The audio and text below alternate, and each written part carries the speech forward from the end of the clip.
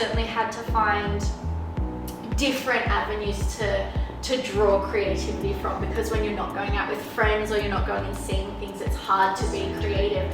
How did you find that creativity and that imagination when you were locked down? It's so funny because I feel like we've all got an isolation song. I don't know. Yeah, absolutely. So many I'm lonely. I know. And no one wants to hear them now. Like, I feel like we go to so many gigs and there's like, oh, the song I wrote about isolation, and everyone's just like, but some of them are really good. I really like it. But so yeah, did write a lot about that. But I feel like it was the first time. I'm a very fast-paced person, and so it was the first time in my life that I really slowed down. And to be quite frank, broke down just because of like all of the, I feel like I'm definitely a person who can tend to run from issues or like push through, suppress all the feelings and just keep going, keep it all running. Show must go on kind of vibe. Yep. And the pandemic changed that for me because I had to stop. There wasn't anything else for me to run to. And so I kind of channeled a lot of my songs. There's one on my EP called Midnight, and it kind of just came out of nowhere. I just kind of wrote it, produced a demo, and sent it to my sister. And she was like, oh, is this an autobiography? And I was like, wow. No. And she was like, have you listened to your lyrics? And I listened to it again. I was like, I guess it kind of is. And so in that way, like, I started seeing a therapist in the pandemic. So music isn't a replacement for therapy, but it became like a really cathartic release for me, and like a lot of trauma and just hard things that I've been through that I have probably suppressed a lot more than I should have. So yeah, that inspired me.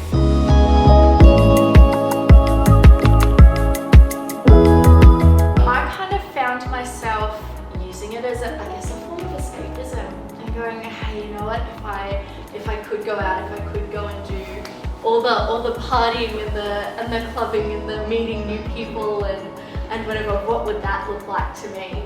And so that was where I drew my creativity from, and where I wrote from. Lots of kind of making up characters. I rarely write about stuff that's personal to me. Obviously you take the stories that you hear and take different inspiration, but I really like adopting a character or creating characters that I can bounce off and that I can write to and write from. Yeah, so that's kind of how I did it. Sort of this escapism, what if I wasn't where I am now? And that's where, yeah, that's where it all came from for me. So cool.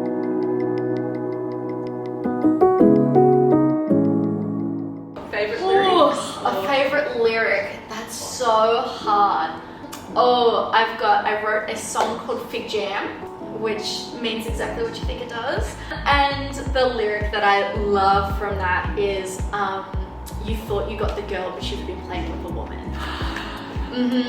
And it's just the idea of someone being so arrogant that they think that like they've got you wrapped around their finger, but no, I'm in control. I know. I love that. Yeah. The empowerment. Yep, absolutely. Yeah, and that was the strength that I needed sort of throughout the pandemic and throughout this kind of like, what's going on and is it ever gonna not be this?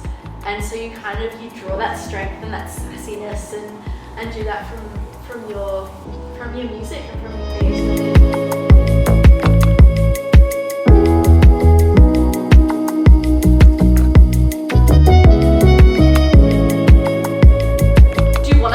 Talk about Ignite. Oh yeah, you should say that. Hilarious. No, you've just done it. That's just what we're using. Oh, okay. Do you want to talk about Ignite? Do you want us to June 25th. Jericho Theatre, Emerald. We're going to be there. You're going to be there. Young people. It's going to be fun. Woo. There you go.